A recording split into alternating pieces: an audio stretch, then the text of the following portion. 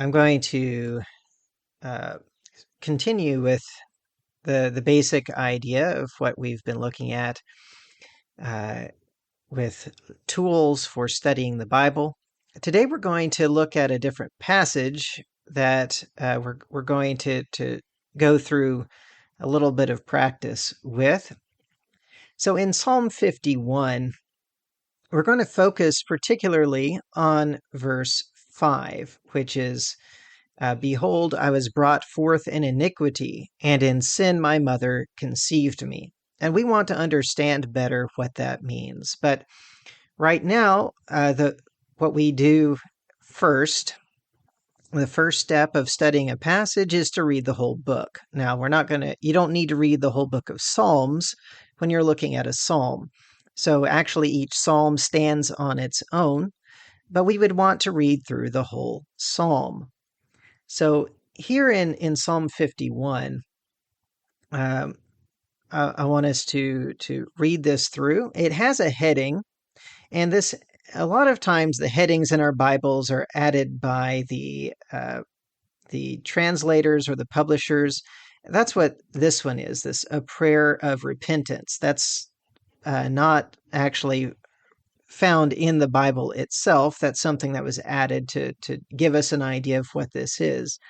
But this heading was in the original language. Now, it's debated a little bit whether that was part of the inspired writing or that was added later, but they seem to be pretty accurate, these things that were added as the heading of these different psalms. And this one says, To the chief musician, a psalm of David, when Nathan the prophet went to him after he had gone in to Bathsheba.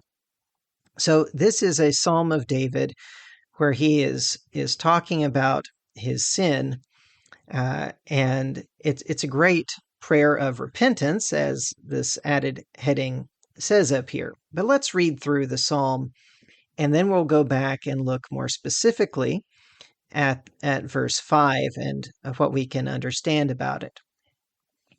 So he says, Have mercy upon me, O God, according to your loving kindness, according to the multitude of your tender mercies. Blot out my transgressions. Wash me thoroughly from my iniquity, and cleanse me from my sin.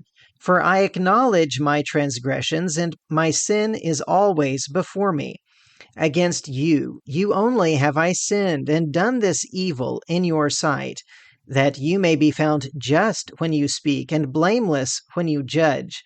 Behold, I was brought forth in iniquity, and in sin my mother conceived me.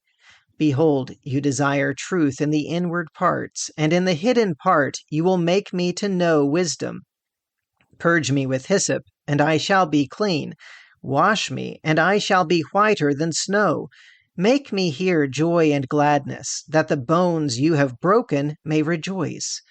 Hide your face from my sins, and blot out all my iniquities. Create in me a clean heart, O God, and renew a steadfast spirit within me. Do not cast me away from your presence, and do not take your Holy Spirit from me. Restore to me the joy of your salvation, and uphold me by your generous spirit. Then I will teach transgressors your ways, and sinners shall be converted to you. Deliver me from the guilt of bloodshed, O God, the God of my salvation, and my tongue shall sing aloud of your righteousness. O Lord, open my lips, and my mouth shall show forth your praise. For you do not desire sacrifice, or else I would give it. You do not delight in burnt offering. The sacrifices of God are a broken spirit, a broken and a contrite heart. These, O God, you will not despise. Do good in your good pleasure to Zion. Build the walls of Jerusalem. Then you shall be pleased with the sacrifices of righteousness, with burnt offering and whole burnt offering. Then they shall offer bulls on your altar. All right, so we've read through the psalm here, and we get the idea of what it's about. That he is crying out to God for mercy because he has sinned. And you can look through and go back through and look at some of these ideas that come up a lot. So we have mercy and loving kindness and tender mercies.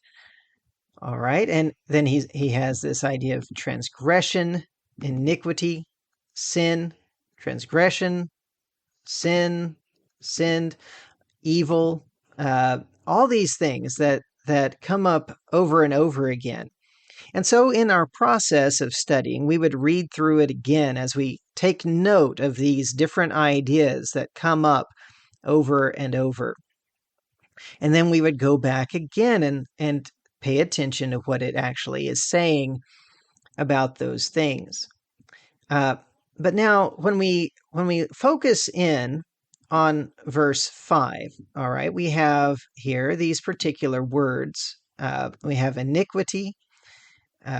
We have the idea of being brought forth. We have sin. We have conceived. All right, so I'm using the website Bible Hub that we've looked at before, and so I can click on this particular verse, and the first thing that we would do is we looked at it last time, and I'm rushing through it a bit, but we could go all the way down to the bottom and just look at these particular words. So I was brought forth. All right, so this, the definition looks a little bit weird. If you're just thinking of birth here, to twist, whirl, to dance, to writhe in pain, fear, to wait, to pervert. But especially that idea of to writhe in pain does seem to fit with childbirth. And if we click on it, we see it's used in other ways. Waited, to be in anguish, and in other places in Deuteronomy 32:18 has to do with giving birth. Take part in the dances. So it's used in a variety of ways, apparently. But in this particular context, it makes sense that it's talking about giving birth. And if we click on the summary here, we can come down and see what they say about it. To writhe and fear. There's a lot of Hebrew in here that I don't understand at all. But to twist, to writhe in pain, especially childbirth, and it gives some places where it is used in that way. Figurative, to be in severe pain or anguish, and so on. So in the context, it makes sense that it's talking about childbirth. Iniquity. So iniquity can be either the sin itself, iniquity, or guilt of that, or the punishment for the sin, for the iniquity. And we could look at that more closely. So there's punishment. It's used just as iniquity, what they are doing, swept away in the punishment of the city. And so there is the idea of the guilt, or the sin itself, or the punishment for it. And we could look at the summary if we wanted to look more closely at any of these. But you can see in the New American Standard Exhaustive Concordance the way it's translated in different places: blame or guilt, guilty, iniquities, iniquity, punishment, punishment for the iniquity, punishment for their iniquity. All right, so those are different ways that is used. And then they say in this particular translation, that's their own translation, they have I was sinful. But the word itself, if we start looking at the definition, there's my faults, my offenses, or just sin, incur sin, which it seems to be the guilt of sin there. They will bear their sin. I will not bear sin. He will bear his sin. So it's doesn't seem to be particular to my sin. It's just the idea of sin. And if we look at the summary, Sorry, that's not the summary. That's the different thing there that might be helpful too, but the exhaustive concordance. But we're just looking at the summary. Um, so a sin. It can be the penalty or the sin itself. Very similar to what he's saying about the iniquity. So it can be either the guilt of sin, it can be the sin itself, or it can be the punishment of sin. It's very, very similar to the word iniquity in that sense. Okay. So when my mother conceived me, and so yes, conceive is to become pregnant. That's what that idea is. Okay. Then we could also go up and see, well, how do different translations deal with this verse? So we have a list of a lot of different translations here. And the New International Version says, "Surely I was sinful at birth, sinful from the time my mother conceived me." Well, you can see by looking at those words down at the bottom that we already looked through that they're adding a little bit to it. It doesn't say that he was sinful, it just says, "I was born or brought forth in iniquity," which could mean that he was sinful or in iniquity. It could be that he's saying, in sin, my mother conceived me, means that he was in sin, but that they're adding it to the actual translation. New Living Translation, "For I was born a sinner, yes, from the moment my mother conceived me." Very similar idea. The English Standard Version says, "Behold, I was brought forth in iniquity, and in sin did my mother conceive me." So that's very similar to the New King James. The Berean Standard Bible says, "Surely I was brought forth in iniquity. I was sinful when my mother conceived me."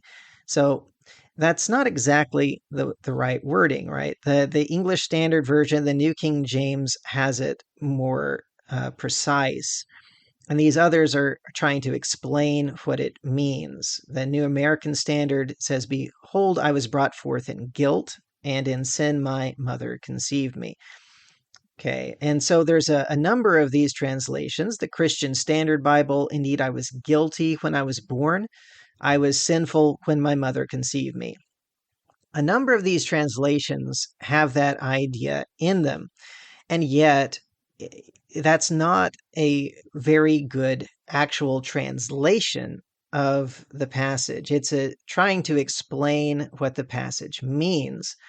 We need to know what the wording actually is. So in this literal translation, Young's literal translation, "Lo, in iniquity I have been brought forth, and in sin doth my mother conceive me."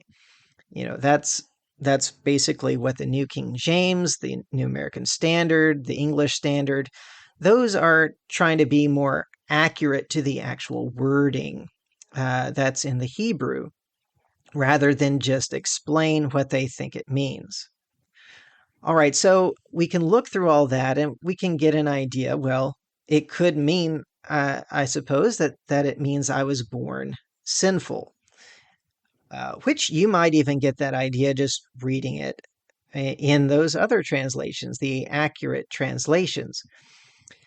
So you're looking at the words, and then you can back up again and zoom out and say, okay, so behold, I was brought forth in iniquity, and in sin my mother conceived me. All right, so what is the context here? What is it that he's talking about in this psalm? What is the point that he is making?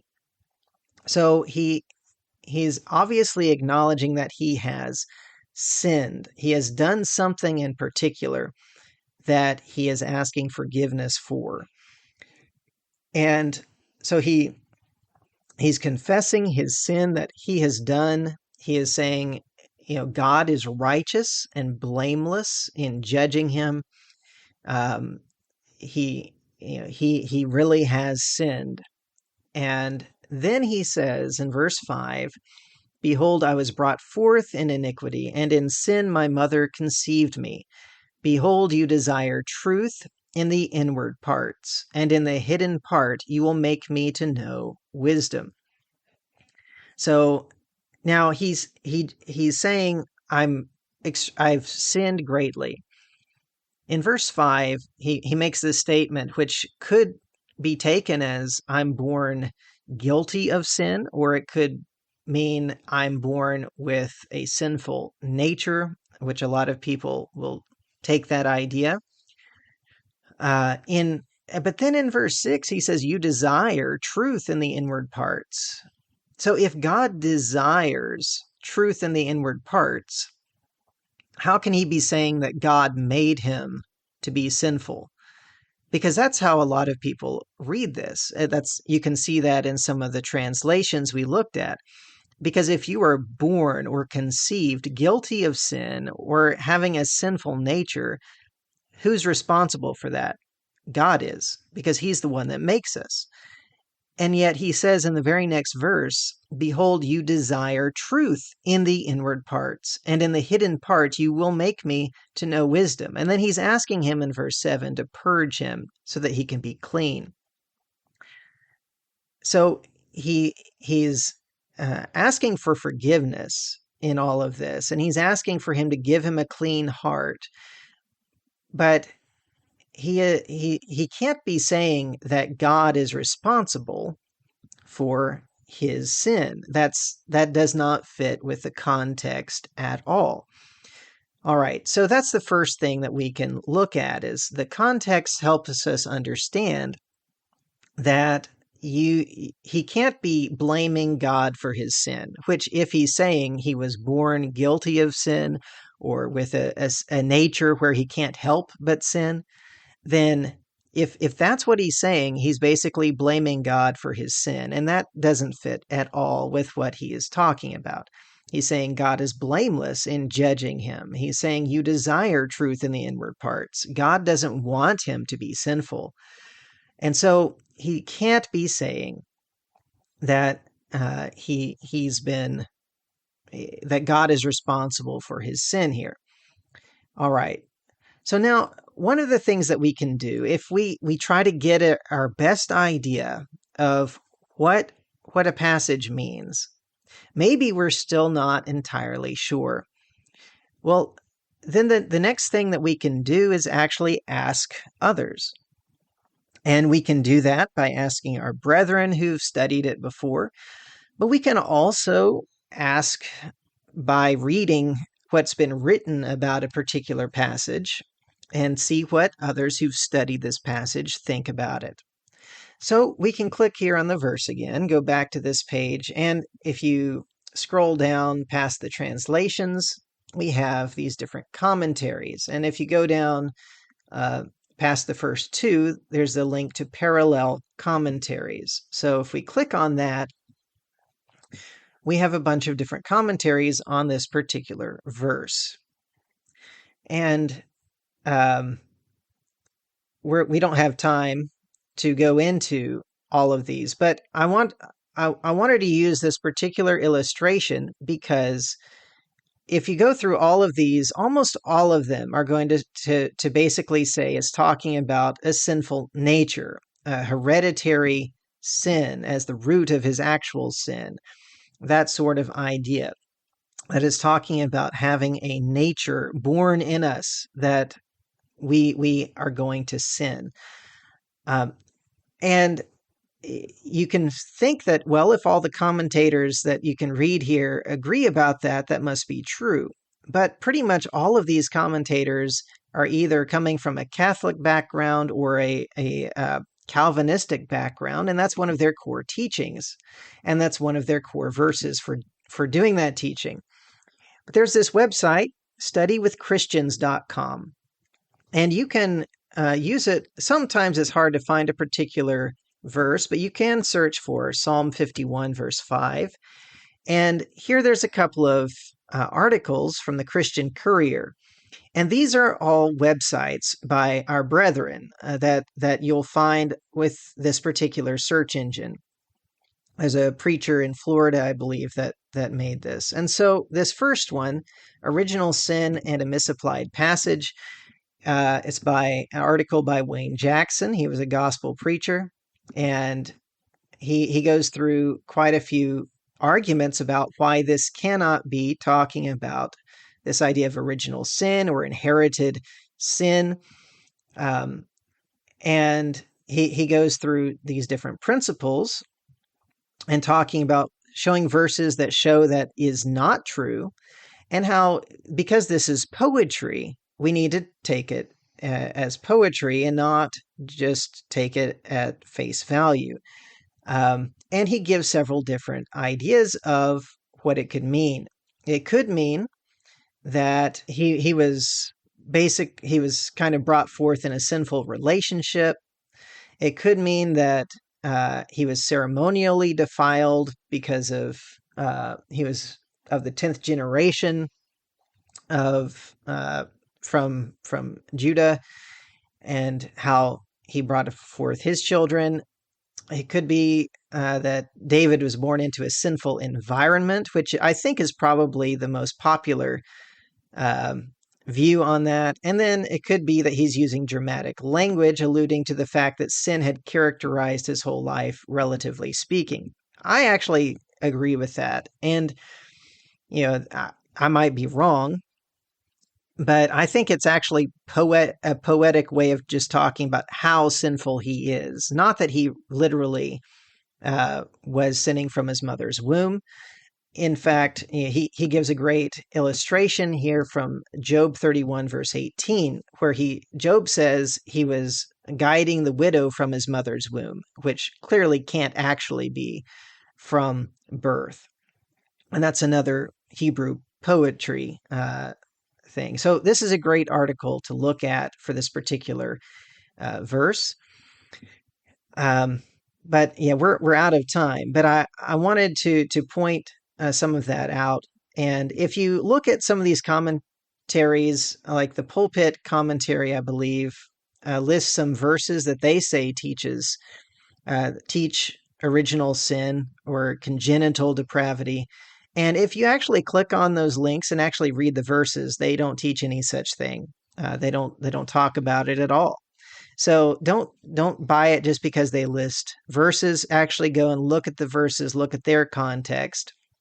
Commentaries are only useful if we understand and follow the reasoning behind them, because it doesn't matter who thinks what, it matters why we reach the conclusion. All right, I'm out of time. I went over time, and I apologize, but thank you very much.